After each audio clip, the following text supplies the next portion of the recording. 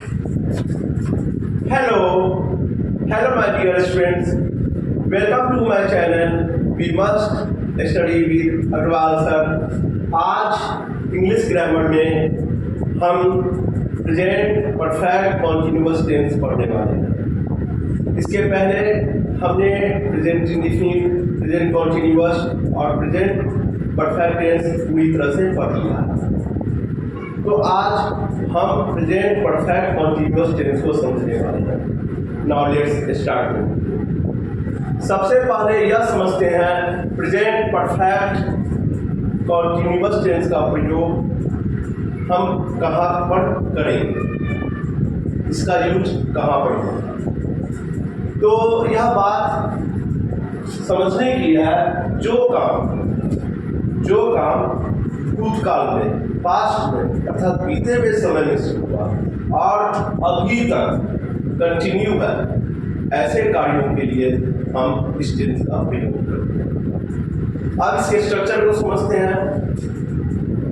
तो affirmative structure और negative structure. Affirmative structure क्या है?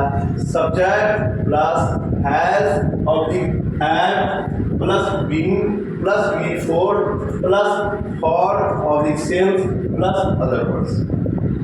और निगेटिव का स्ट्रक्चर क्या है? सब्जेक्ट प्लस हैज और हैव प्लस नॉट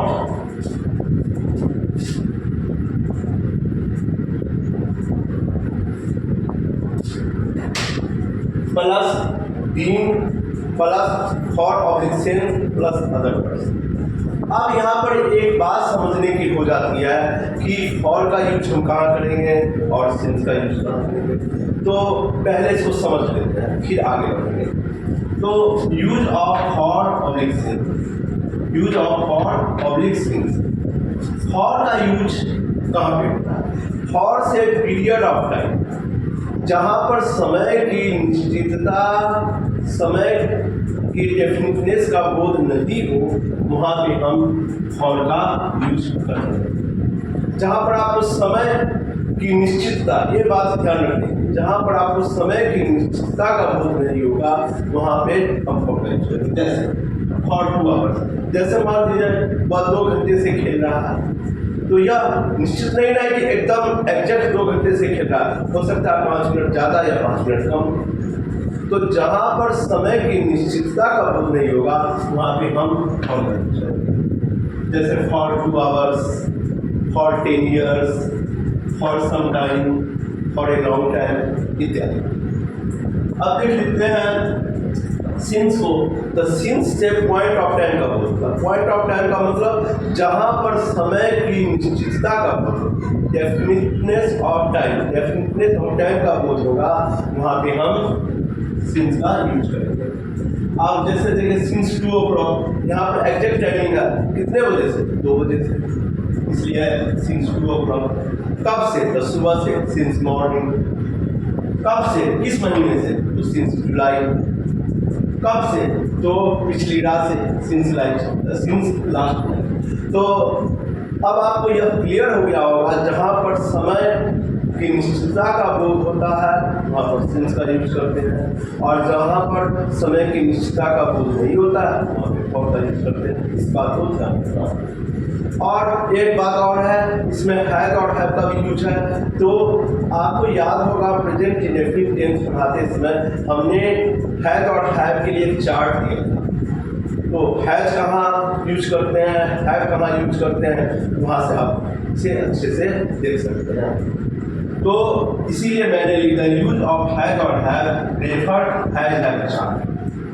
अब हम एग्जाम्पल से जाते हैं. अफर्मेटिव का पहला एग्जाम्पल है, गीता 2 घंटे से गाड़ी है. गीता 2 घंटे से गाड़ी है, तो गीता के साथ हैज का प्रयोग करेंगे. Geeta has been singing for 2 hours. पानी सुबह से बरस रहा है, तो इसके इट का यूज होगा. It has been raining. सुबह से समय की निश्चितता का बोध है, इसलिए सिंस फॉर. मोर 1 घंटे से नाच रहा है.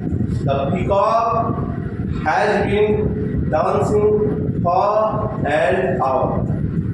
तो ये अफर्मेटिव का एग्जाम्पल्स था। अब निगेटिव के एग्जाम्पल्स को देखिए।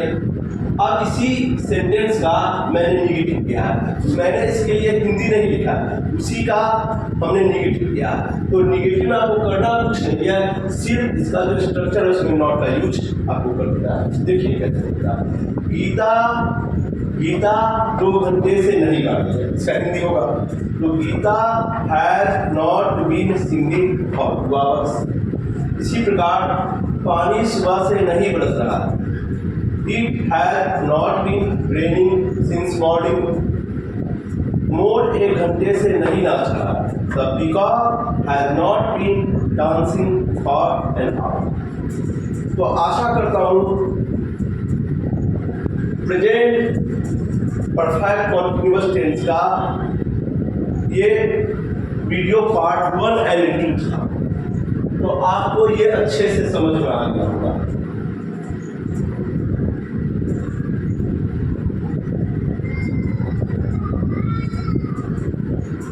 इसके अगले भाग में हम इंट्रोगेटिव, निगेटिव और थोड़ा और है उसको देखेंगे। आशा करता हूँ यह आपको अच्छे से समझ में आया होगा। आपका कोई भी क्वेश्चन हो, कोई भी डाउट हो, आप कमेंट सेक्शन में बेहिचक हमसे पूछिए। Thank you for watching. Thank you.